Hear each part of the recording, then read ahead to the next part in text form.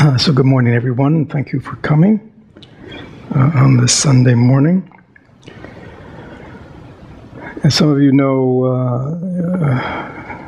in terms of our community, we, over these past couple of years, have been attempting to kind of be more comprehensive in our approach to sharing and teaching the ways of mindful living, mindfulness, the Buddha Dharma, and to create, as we have grown, to create greater unity among our various communities and people who live away.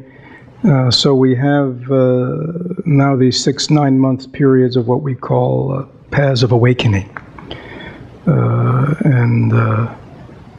This year, our path of awakening, which began in September, we call mastering the fundamentals. The idea being that, spiritual life, meditation, teaching, Buddhism, and many different teachings, many different practices, many different types of technique, and one can lose sight of the most important thing are the fundamentals. You get the fundamentals right, and everything will unfold smoothly. But if you don't get the fundamentals right, there will always be problems. Will always be back and forth, up and down, in and out. With the practice, not with the practice, things are going well, things aren't going well, and to develop that consistency in our healing and transformation, we need a strong foundation. We need to master the fundamentals. So back in the fall and early winter, we focused on mindful living, kind of the basics of mindfulness practice, breath practice, and just how to bring mindful living into one's daily life. And we used the Buddha's fundamental teaching on that, the 4 foundations of mindfulness. 2,600 years old, and yet, as we found, still incredibly relevant and insightful to the human condition. Beginning March, April, May, we are kind of developing a second phase of these fundamentals, and this has to do with the fundamental teachings of Buddhism, which is called Dharma, the way of truth. Truth not meaning truth as opposed to false, but meaning truth that we can readily find if we observe life deeply. It is a truth that is truthful for all human beings, whether you're Buddhist, non-Buddhist, whatever your religion, the fundamental or non-religion, the fundamental facts of human existence are common to all of us. And this, of course, was what the Buddha taught from. He didn't teach from theology. He didn't teach from dogma. He didn't, as far as we know, they didn't read even. It was basically from his own experience of observing his own mind, his own life, and looking at the lives of people around him that he discovered these truths, which then became encapsulated over the years in various kinds of teachings. So we're going to look at those because unfortunately, mindful living is not enough. If we really want to, if we really seek transformation, we need to have mindfulness is the basis, but without some sign of understanding, some type of insight into the human condition, into our mind, into why we suffer, and what creates happiness. Without that clarity, we'll always be stumbling about. So over these next 3 or 4 months, we will be looking as a community more deeply in the fundamentals. Many of you know that within our community, our members often participate in these intensives. We have an intensive that's actually beginning tomorrow.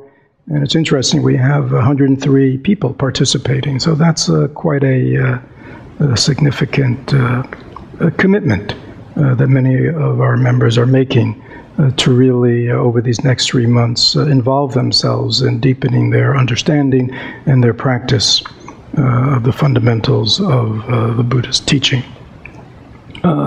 Today I wanted to talk about, so again, all the talks over these next 3 months will be on these fundamentals. Today I wanted to continue with what I began several weeks ago, and I'm just picking some out.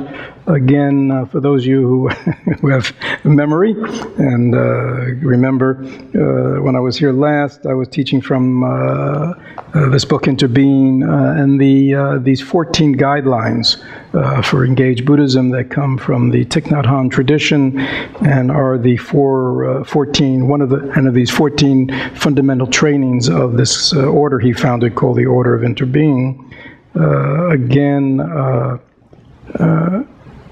All these talks are on through the website or online. So if you're interested, you could listen to the first one, in which I gave, I think, more background on the order and where these came from. The last time when I was here, I looked at number 7, which is aware that life is available only in the present moment and that it is possible to live happily in the here and now. We are committed to training ourselves to live deeply each moment of daily life. We will try not to lose ourselves in dispersion or be carried away by regrets about the past, worries about the future, or craving anger or jealousy in the present. We will practice mindful breathing to come back to what is happening in the present moment. We are determined to learn the art of mindful living by touching the wondrous, refreshing, and healing elements that are inside and around us, and by nourishing seeds of joy, peace, love, and understanding in ourselves, thus facilitating the work of transformation and healing in our consciousness. Okay, so there's a lifetime of a wonderful transformation in that. And again, if you're more interested, please go on the website and you will find that talk, which again gives commentary line by line. But today I wanted to look at another one, which is interesting, and then we'll have time for questions and answers afterwards, which is the 4th mindfulness training. And this one reads, aware that looking deeply at the nature of suffering can help us develop compassion and find ways out of suffering. We are determined not to avoid or close our eyes before suffering. We are committed. And again, these are kind of, as I said, trainings or commitments that people in the order take at their ordination. So that's why it says we are committed. So people who are in the order, this is their commitment. We are committed to finding ways, including personal contact, images, and sounds, to be with those who suffer, so we can understand their situation deeply and help them transform their suffering into compassion, peace, and joy. So again, these are very short, but quite profound and very practical. They are teaching us how to be in the world. So it begins, aware that looking deeply at the nature of suffering. And we know in the Buddha's teaching, the earliest teachings of the Buddha, the 4 Noble Truths, the first Noble Truth is suffering. Right? And we know that it was in the Buddha's own personal life that when he kind of got out of his bubble, remember, he was in a bubble of ease, a bubble of luxury, a bubble of, all his needs taken care of. I mean, he lived in a protective environment, right? He was not exposed to really what was going on in life of most people. But when he was exposed, when he was shown real life examples of people who suffer, he was struck deeply, and he was moved to ask questions. So this is important. Aware that looking deeply at the nature of suffering. Most of us, as individuals and as society, we don't like this, right? We want to look at nice things, right? I mean, we want to have fun. Isn't that what life's about? Right? Let's have fun, right? So we want to have fun. we want to have good times, right? We want to see the pretty things in life, right? We don't want to deal with suffering, do we? Because suffering is what?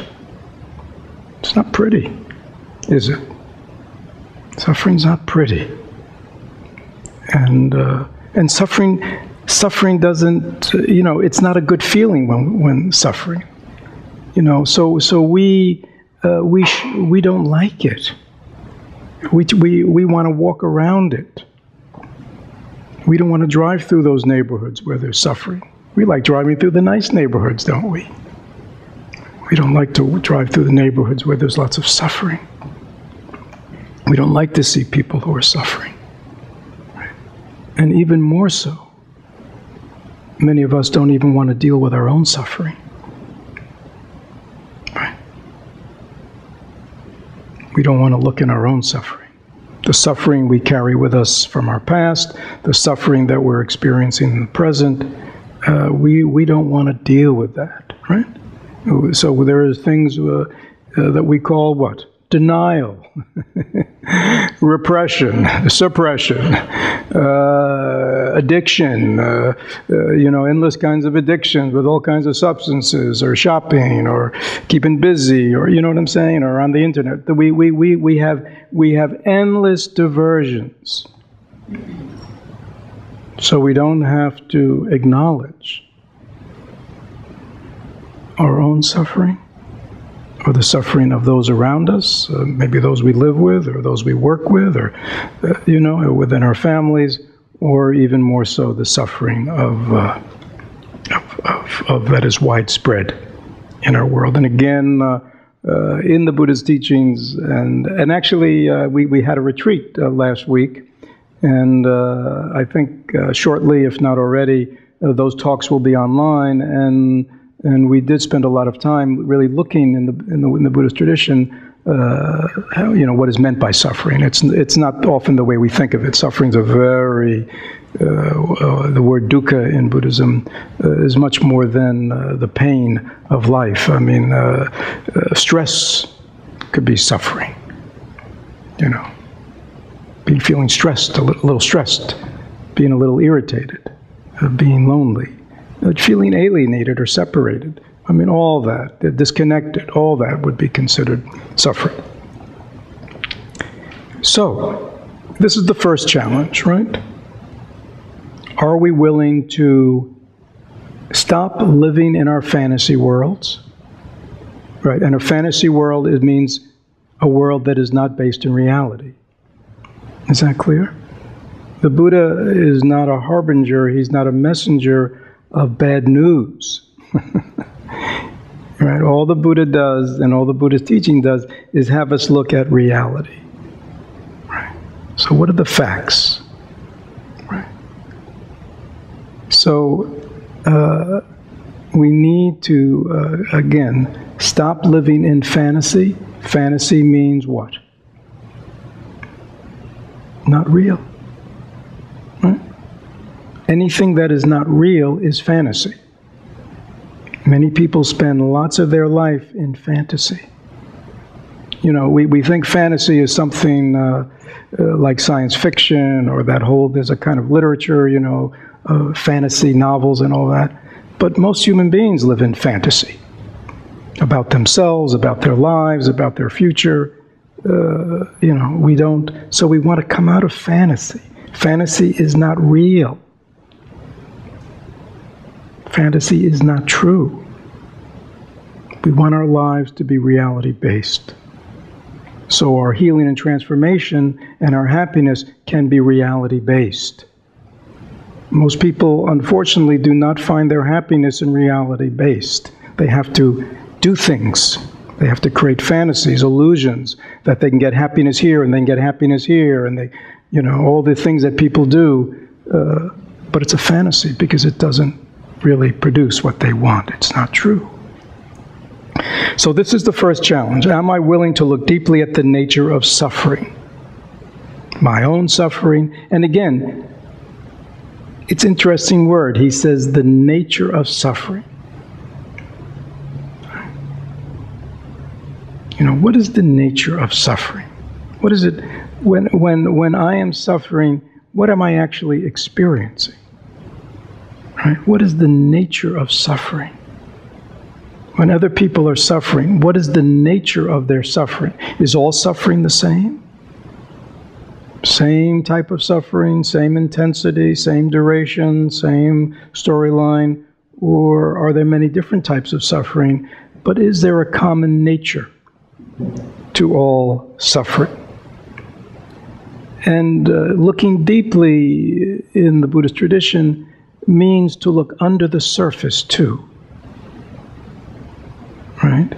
So when we look deeply into the nature of suffering, we are going from the first noble truth, which is the truth of suffering, into the second noble truth, right? Looking deeply means, where is it coming from? What's causing it? See, this is important, because if we are suffering, but we don't acknowledge it's suffering, we don't call it suffering, right? People say, well, you know, I'm like everybody else, I'm coping. How are things going? Well, I'm getting by, I'm kind of coping with things. You know, stressed out, but isn't everybody? Right? You know, I mean, that's the way we talk to one another. Right? It's rather than going, you know, I'm suffering. You know, how are you?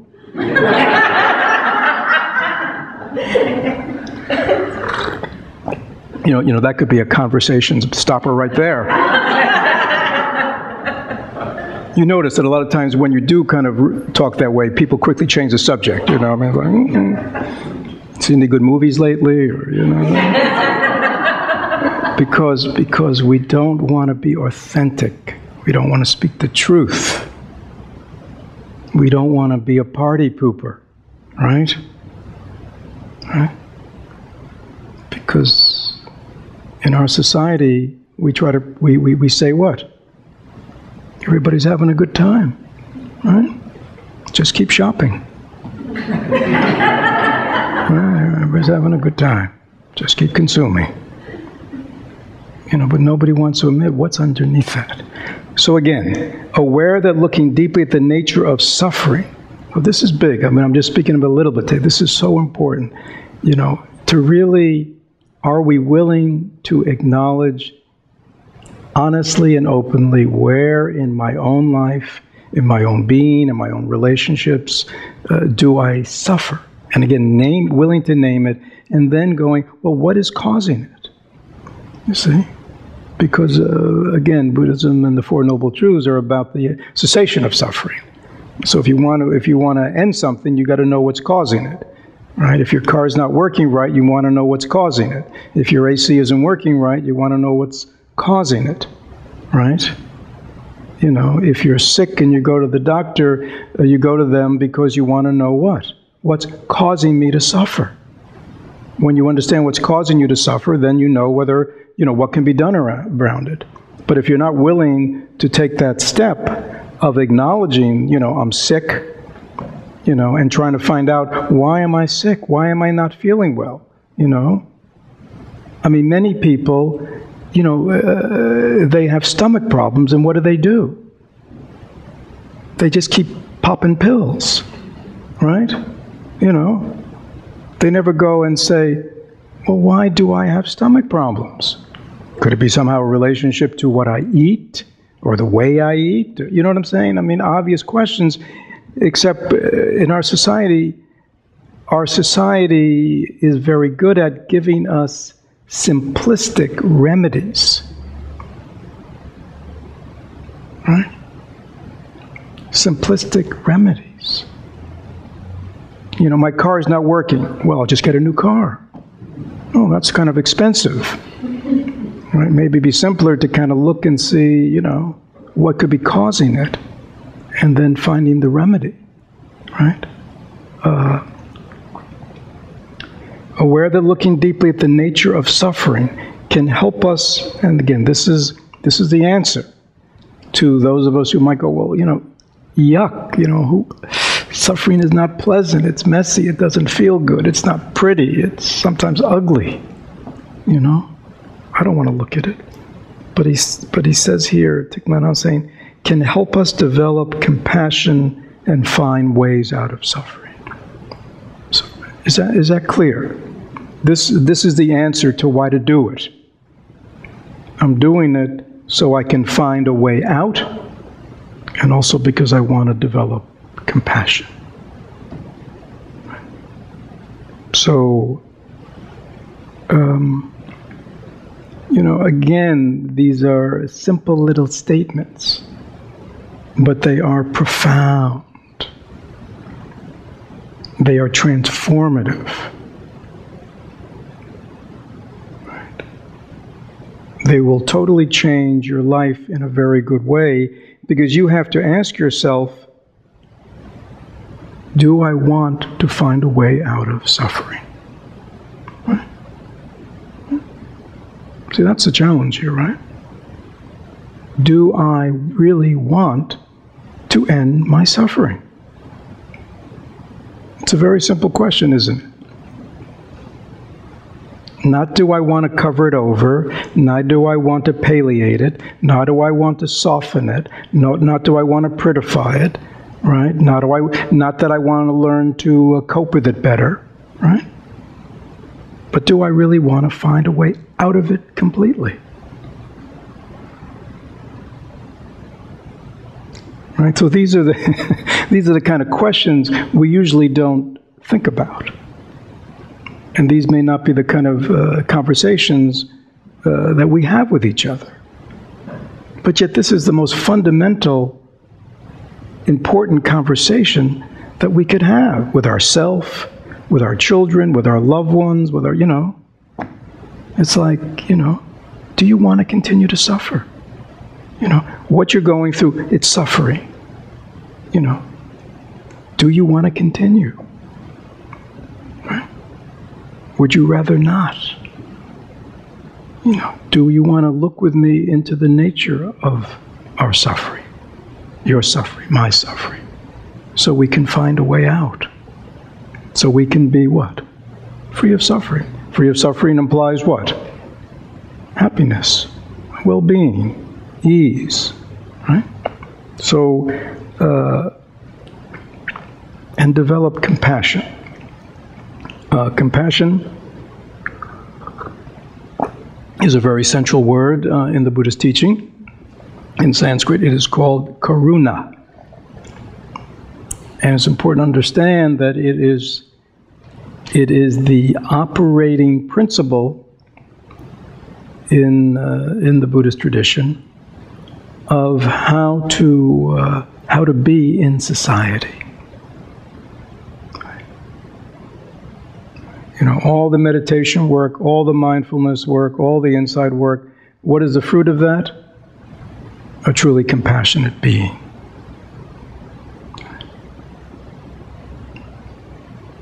In Buddhism, a truly compassionate being, the word karuna, does not, it includes empathy, but it is much more than empathy. It's important to understand that. Because empathy implies that one is in touch with or feels someone else's suffering, right? Present to another suffering. But in Buddhism, in the teachings about what karuna means, it is not, that is the beginning. It means I am present, I am empathic to suffering, but I actively want to uproot it. So it sounds like part A, part B, but it's actually the same. Is that clear? In other words, when you suffer, and if you're sane, you what? You want to alleviate your suffering, right? If you're walking around and you have a thumbtack in your foot, if you are a somewhat mentally healthy individual, you will what? You'll want to pull it out, right? You won't say, well, it's only the foot. I got a whole body, I got lots of other parts. That's the foot's problem. It's got a little tack in it, right? It sounds crazy, doesn't it? Because we understand that somehow the foot is somehow related to us. Right? That somehow the foot and its suffering is somehow part of our body's suffering. Right? And so when we are in touch with our suffering of our body, we respond by wanting to alleviate it. Is that clear? So it's that active component. When we are present to the suffering of the world, and we know there is no separation, then not only are we in touch with it, but we want to help in some ways. And where the looking deeply at nature's suffering can help us develop compassion and find ways out of suffering. Right? So it is through this that we are able to be present to suffering, and we're able to look deeply into suffering, and we're able to be creative in our ways of finding outs. So therefore, he says, we are determined not to avoid or close our eyes before suffering. Is that clear? So this is the commitment. You know, I am no longer going to close my eyes before my own suffering. When I suffer, I acknowledge it. When I see the people around me are suffering, I am going to acknowledge it. Right? But it's only when I understand the roots, the causes, that I can really understand how to alleviate it. Right? This is so important. Because so much of helping is not helpful. Because we don't look into causes.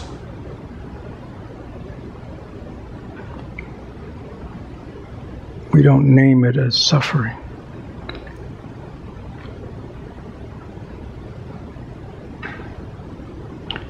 So we do have this thing called human intelligence, right? It is a gift that we all have, a capacity that we all have to learn and understand, right? Everybody is born, unless there are significant impairments, everybody has that capacity for intelligence. Unfortunately, most people never develop that capacity. Right? So we have all kinds of capacities. We have capacities, physical capacities, mental capacities. We have the capacity to, potential to sing and to dance. I mean, we have all kinds of things that we can do, right? But if we don't develop them, if we don't use them, they will not develop. We have this capacity for intelligence. To be rational, to be logical, to be analytical, to look into. We all have that. But if we don't use it, it will not be developed. So the implication here is we are going to start using our intelligence to look at our own situation and the situations of others. We are going to look deeply into human suffering and the cause of human suffering, so we can find ways out. But I think the most important thing here is we begin with suffering. You know, if you look at our political process now, it begins from what? Ideology. It begins from ideology. And through ideology, we look at problems. But if you look at situations firstly from suffering, you know, there's discussion about, what's the discussion about? There's discussions these days about income inequality, the minimum wage, food stamps, But there's no fundamental people who are poor, people who work hard and cannot feed their families, find places to live, they're suffering, right? They're suffering. And when we all stop, whether we're right or left or middle or Republican, you know what I mean, and go, yeah, these are human beings who are suffering.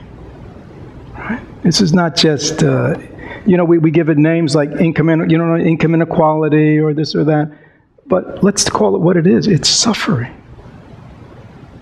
Right? People are suffering.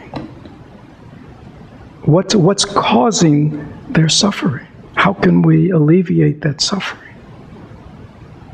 It's a very different dialogue, and it's one that comes from the heart,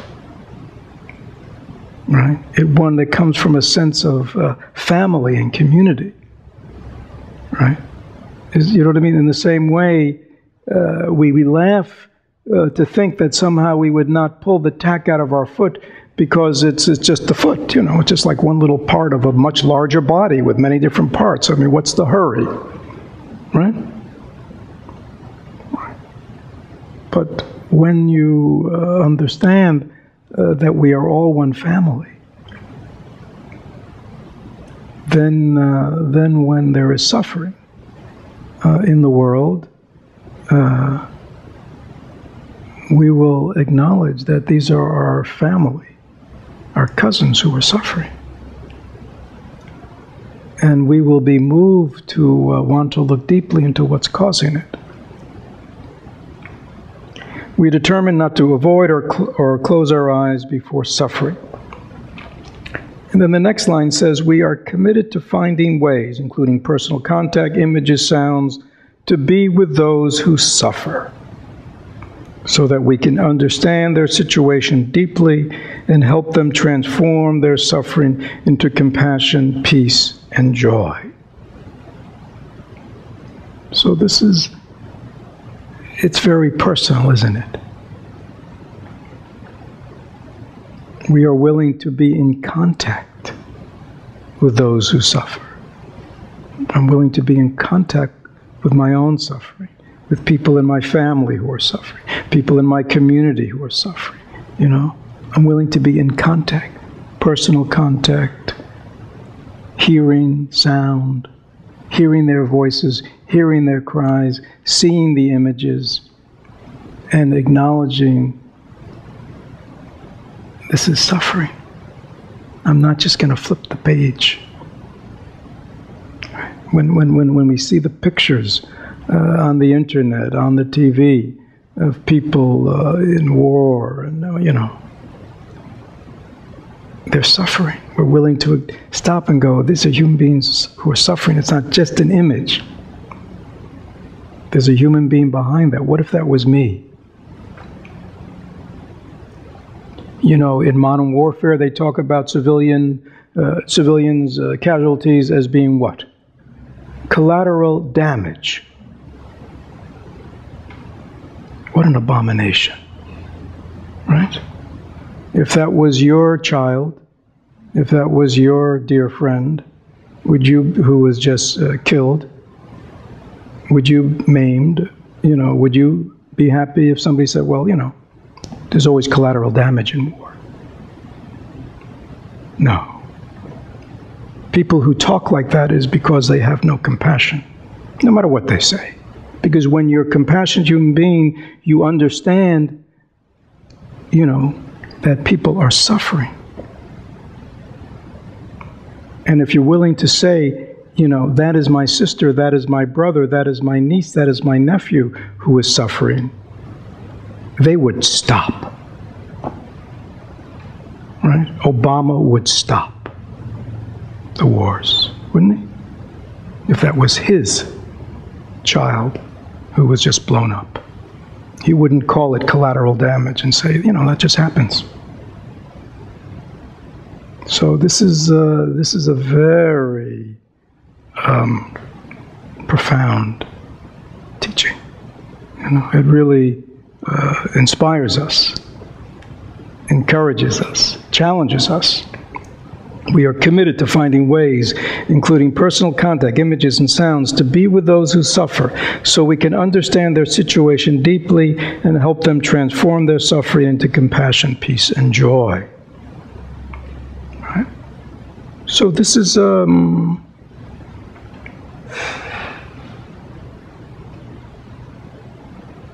this is quite a quite a noble image, isn't it, of what it means to be a human being. To understand what really is our purpose in our life, our temporary life, our short life in this planet. What is our purpose? You know, what do I do with this human gift of this body and this mind and this heart? Right? Do I use these wonderful gifts that I have been given to help those who are suffering, and to help them transform their suffering into compassion, peace, and joy? I mean, how's that for a life purpose? Huh? I mean, we often talk about, people often, what is my life purpose, right? What am I doing here, and what do I want to do, and what's really my values? Well, this is a very ancient value. In Buddhism, for those of you who've maybe read something about Buddhism or have come here, you hear about that in Mahayana Buddhism, the ideal is this being called the Bodhisattva. And how many people have heard the term? How many people haven't heard the term Bodhisattva? No. Preaching to the choir. Forgive me.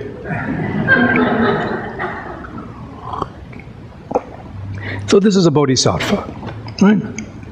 A bodhisattva is a man or woman, a human being, that sees that the basic central purpose of their life is to help. Help what? Help alleviate the suffering in all ways of people, and to transform their suffering into compassion, peace, and joy. I mean, that is, I would imagine, if you ask most people who are at least a little bit of consciousness, what kind of world would you like to live in? And if you offered them a world where people were basically happy, were peaceful, and had compassion in their hearts, I think most people would say, yeah, I'd like to live in that world, right? Because it would only benefit us, right? Even if I was miserable, if I was a miserable, selfish SOB, right? I mean, if I was surrounded by people who were, always compassionate to me, and always, I'd say, well, this is great. This is a great world. So even out of selfishness, to be in a world with people who are happy and peaceful and compassionate is a wonderful thing. Again, the Bodhisattva is also someone who has this ideal, has this aspiration, has this intention in their life to alleviate suffering and to transform the world in this positive way. But in it, the Bodhisattva is someone who understands that he and she can only contribute that when they become that, right? So this is the part that links this kind of, we might say, activist, I mean, somebody who's actively wants to participate in the transformation of the world, how that relates to the inner work, the meditation work, the on the cushion work, the study work, because I understand that, a peaceful world can only be created by people who know how to be peaceful, right? People who don't know how to be peaceful within their own heart, mind, within their own life, within their own relationships, how could they create a peaceful world? Okay? Cause and effect. Only happy people create a happy world. Only compassionate people create a compassionate world. Only people with calm, open minds can create a world in which calmness and openness reigns. You can't legislate it, unfortunately. You can't enforce it, because these are human qualities. I mean, you can set up perhaps environments that nurture that, but the experience only goes on within each of us. So, that is where the inner and the outer, the macro and the micro, all become one. And where you understand my own personal transformation is significant. It's not selfish, it's not self-indulgent, because if I can't get my act together, how can I expect anybody else to get their act together? Right? If I can't see my way out of my own suffering, how can I expect anybody else to do it? Right? So this is the place where a theory and practice are one. Is that clear? It's not, in Buddhism they say everything, the law of the universe is the law of karma, the law of cause and effect. If the effect I want is to be happy, then I have to make sure that all the causes, which means all the actions that I'm doing with my body, all the actions that I'm doing with my speech, and all the actions of my mind are producing those kinds of effects. If they're not, then I will not be happy. I will be what? Unhappy. If the actions of my body, speech, and mind are causing suffering to myself or others, then those are, that is the effects. And so when we look at it from the inside rather than from the outside, we see clearly how important this is. Right. And I assure you, once you have developed skill and competency in stopping, in being present to your own suffering 100%, eyes wide open, no more illusions, no more fantasy, no more denial, no more repression, no more suppression, right? No more piecing it little pieces at a time. Bite the whole enchilada. It's right there in front of you. Once you have the capacity to do that, and then look deeply into it to see causation, right? After that, it's quite easy, or easier. But at least at this point, the lights are on, right? The lights are on. When the lights are on, we can see what's here. When we see what's here, we can learn how to work skillfully and intelligently and compassionately with what's here. But if the lights aren't on and we're in darkness and we don't see what's biting us, all we'll do is what?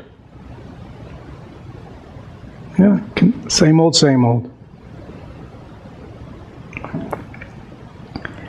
Aware that looking deeply at the nature of suffering can help us develop compassion and find ways out of suffering, we determine not to avoid or close our eyes before suffering. We are committed to finding ways, including personal contact, images, and sounds, to be with those who suffer, so we can understand their situation deeply and help them transform their suffering into compassion, peace, and joy. It is important that we understand the situation deeply, or else we could be just wasting our time. Right? When we look at causation, whether it's my own suffering, whether it's social issues, these big social issues, what is really causing them? Before we just throw good intentions, throw a few bucks at somebody. What is the cause of this? Right? And are we willing to look at that level?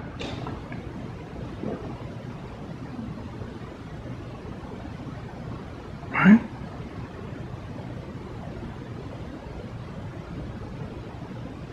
Oftentimes we are in the presence of people who suffer, and we don't look deeply, and we think we're being kind-hearted or helpful, or at least it gets it off our back, and we throw a little something at it. And all we're doing is perpetuating the suffering.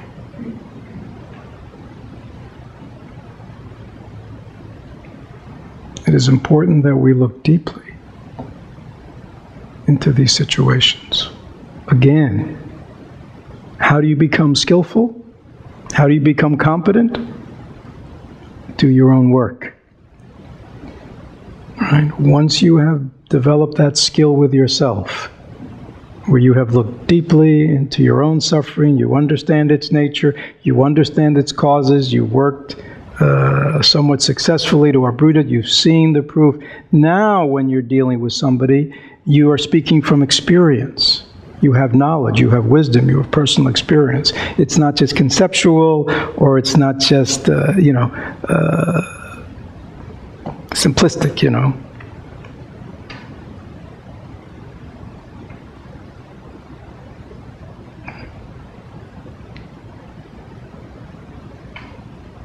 Niceness is not always helpful. We often trade in our real capacity to help other human beings, to really involve ourselves in compassionate action,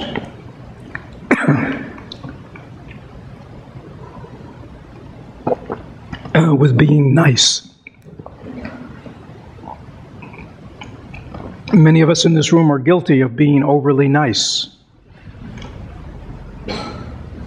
And overly nice can often be because we really don't have insight, or we're overly nice because we're what? What? Selfish, or we're afraid to speak the truth. I think we're afraid. We don't want anybody not quite happy with us. We don't want to rock the boat. We don't want to say or do anything that may get somebody a little bent out of shape. So we're what? We're nice. We're kind. And again, I'm not putting down niceness and kindness. But I'm also saying that we should not fool ourselves by it or be fooled by others. We want to look deeply into suffering, and we want to help alleviate suffering. Is that clear? So this is important. I think kindness can come from the inside, but kindness can also be imposed from the outside. We need to look at, where is my kindness coming from?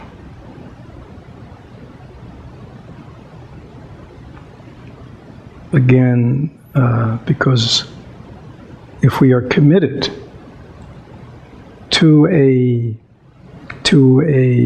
better world,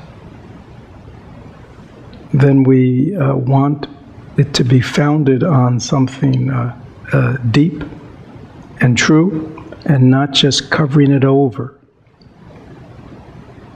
with kindness. Is that clear? We don't just want to prettify up, right? You know, if something stinks, we don't want to just do air freshener. Right? A lot of people do that, right? Just air freshener. That doesn't take care of the problem, does it?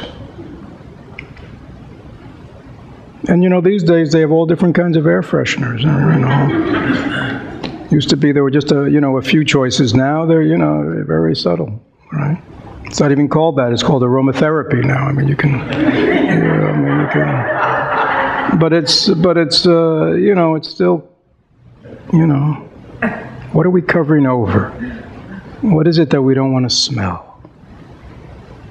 Right? And so at some point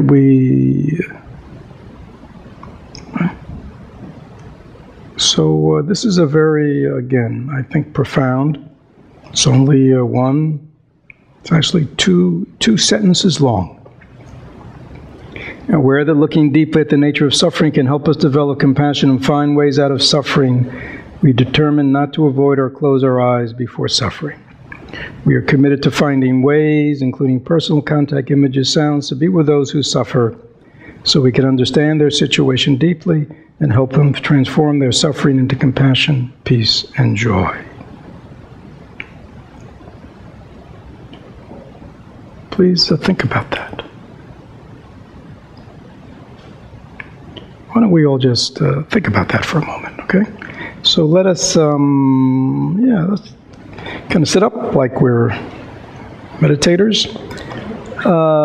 Close your eyes, and just for 5 minutes, just reflect on what has been shared and what that means to you.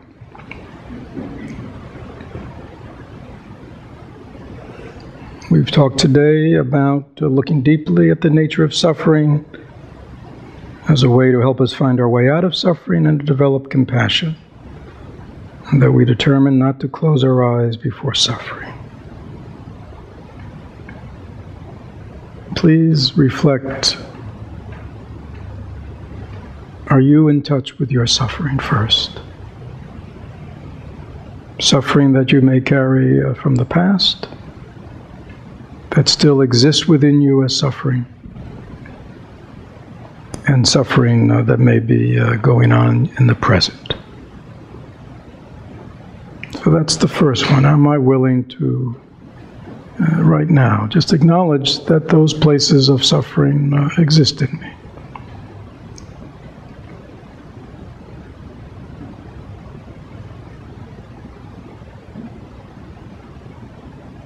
And are you aware how these places of suffering that exist in you, that are historical, and those places that exist in you in the present,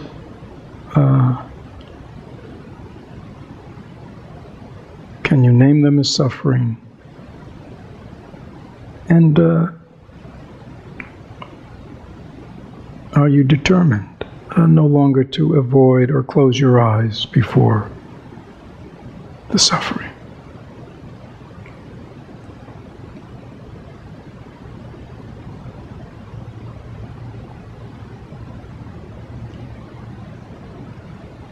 And having named it, are you committed? Do you really want to be free of it? It's a very personal kind of conversation. Do you really want to be free of your suffering?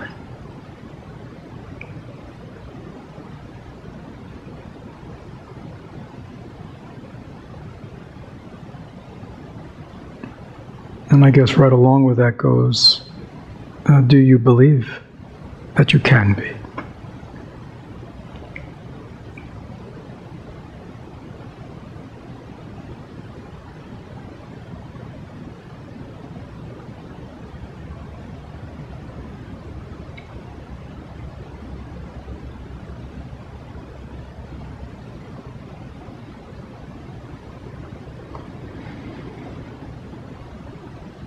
Are we willing to be in touch with, present to our suffering, acknowledge it, past and present?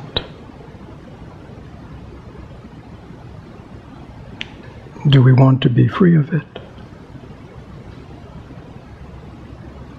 And then, even more important, do we believe that is possible for us? Not everybody else, but just you at this moment.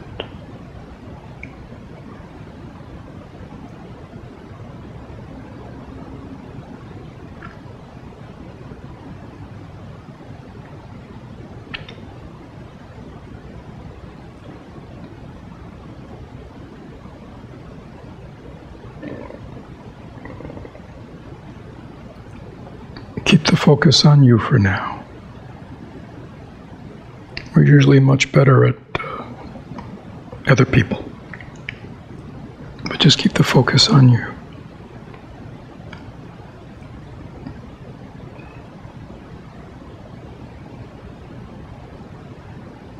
Are you in touch with the places in your life that you still suffer, have suffering within you? Or in the present, relationships or situations that are still characterized by suffering?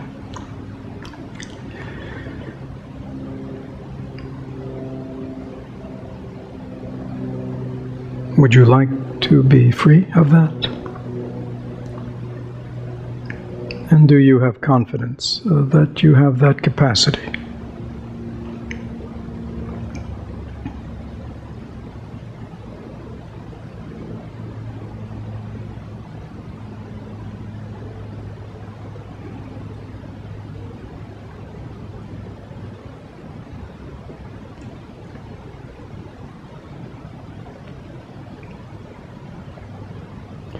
And then coming back to your life, the bigger context of your life, the life when you leave here today, you go back home, your relationships, things you do during the week, your work, your other activities. Are you clear how you would nurture this process? So it's not just a kind of a brief experience here today, kind of a one-time experience. But can you just imagine how you would go back into your life with this willingness to be present to your suffering, with this commitment to look deeply into it so you can understand its causes and to do actions that free you from it and from continuing to create causes that sustain this kind of suffering in your life. Can you see the change occur? Can you imagine you doing self-doing it?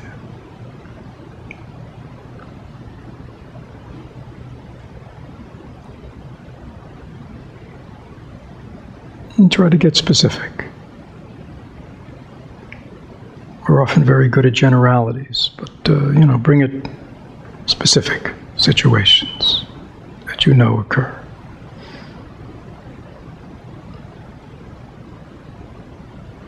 If you are committed to no longer suffering, experiencing those kinds of afflictive emotions, interactions, and you can see what's causing it, can you see how you could do things differently?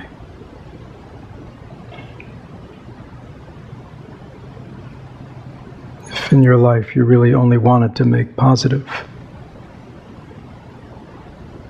actions in the activities of your body, speech, and mind,